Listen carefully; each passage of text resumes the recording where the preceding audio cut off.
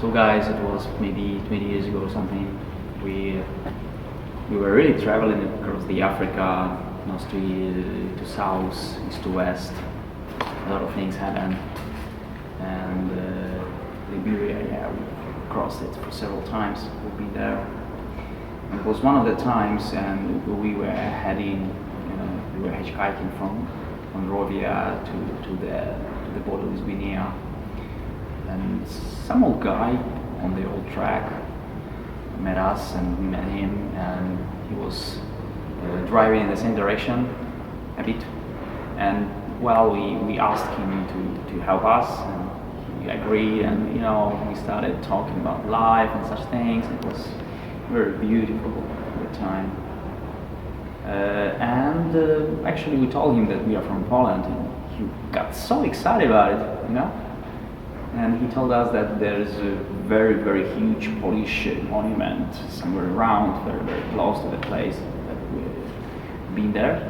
And it was like, come on, what kind of monument? Another John Paul II or something like that. And he told us that nothing of the things. We never seen it before. So we said, okay, take us there. And he took us there, kind of. It wasn't really nearby.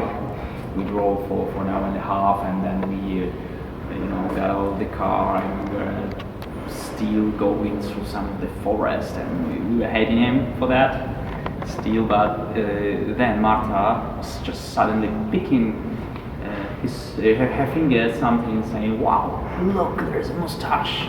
And it was the mustache, and it was the enormous, gigantic head of the Marshalek, and it was beautiful. And all the stories that the guy told us about how he was building it, because he took part in the building of this, and about these villagers from the villages around, and they pouring concrete for the pedestal and stuff like that. A lot of stories actually. And also he told us a story about the Kubus. And when the Kubush was dead suddenly, no one really didn't know what happened.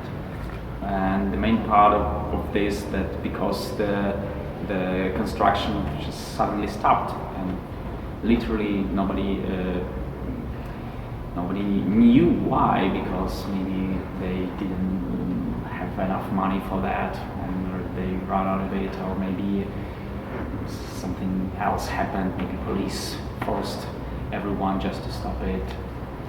And also we were looking, I believe, for the finger, not for the finger, but for the hand, and we spent like a few hours looking for this, but we were not able to find it, and the guy was helpful in this. But it was a great story, I would say.